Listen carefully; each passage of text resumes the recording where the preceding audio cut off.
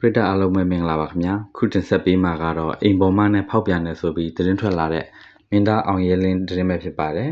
မင်းသားအောင်ရဲလင်းဟာဆိုရင်အကယ်ဒမီမြရေးပေမဲ့အောင်မြင်နေတဲ့မင်းသားတစ်ယောက်ဖြစ်ပြီးတော့မှ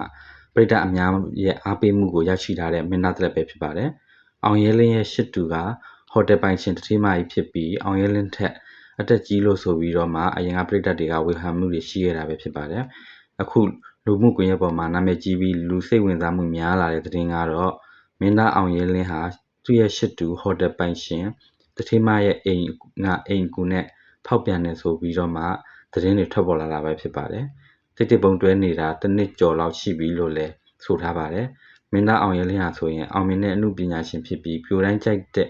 နင်းစီလို့ဆိုရမယ်မင်းသားတူလည်းဖြစ်လို့ပရိသတ်နဲ့နှွေးထွေးစွာဆက်ဆံတတ်တဲ့လူလည်းဖြစ်လို့အိမ်ပေါ်မနဲ့ဖြစ်တယ်ဆိုတာဟုတ်နိုင်ပါမလားဆိုပြီးတော့မှအားလုံးကလည်းမြုံမြကြီးဖြစ်နေကြတာပဲဖြစ်ပါတယ်အချို့ကတော့အတွင်းတူတယောက်ကအတွင်းတင်းတွေကိုခုလိုဖွင့်ချလို့ရတာဆိုပြီးတော့မှရေးထားတာလို့အချို့ကလည်းအောင်ရဲလင်းနဲ့ရှစ်တူကောင်မလေးကိုမကျေနပ်တဲ့သူတချို့ကလောက်ကြဖန်တီးထားတဲ့တင်းဖြစ်တယ်ဆိုပြီးတော့မှ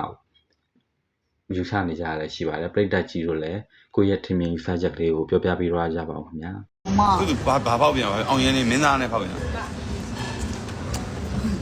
တကယ်လားမယုံအောင်ကျော်အောင်လို့ဆိုနေကြလာရင်တမျိုးလေအခုအသက်လည်းကြီးရဲ့အောင်ရဲလောက်ပါပဲအသက်ကဘလို့တော့ဖြစ်နိုင်လို့လားသူတို့ဘာလုပ်ကြဟဲ့နေတွေးမှာရော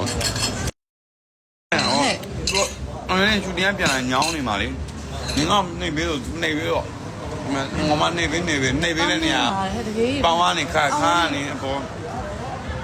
အောင်ရဲလေးကဆိုတော့ဆွတ်ပွဲပေါ့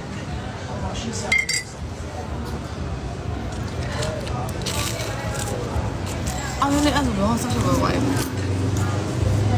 ဒီအောင်ဘက်ကအကွက်လေးဒီလိုဟန်ဒရင်းနောက်ကျတယ်ပွဲနောက်ကျနေနင့်ပွဲလို့ကျင်းတယ်သူများပွဲနောက်ကျတယ်တကယ်လားငေါ့မြန်မာနေတိုင်း breaking news ရှိရနော်